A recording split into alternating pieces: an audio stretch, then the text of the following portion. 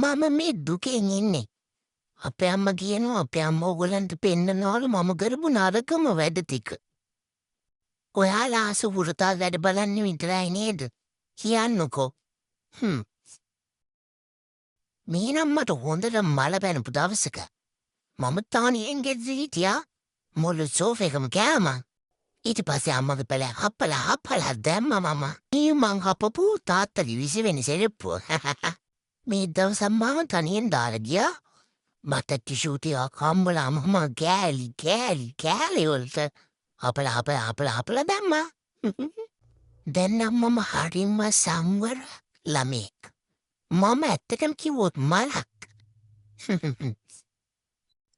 මම දෙන දෙයක් කාලා වෙන දෙයක් බලන් ඉන්නවා දැන්. අම්මා කියනවා අම්මා නිසා හොඳයිලු. වෙන අම්මා කෙනෙක් නම් කොහෙරි ගිහින් දාලාලු. හැබැයි ඉතින් අපේ අම්මා සෑහෙන බැනුම් අහනවා මං කරන වැඩවලට අපේ තාත්තගෙන්. අම්මා තමයි මාව පොඩි කාලේ ඉඳන් බේරගත්තේ. මං අදටත් බය වුණාම අම්මා ළඟට තමයි දුවන්නේ.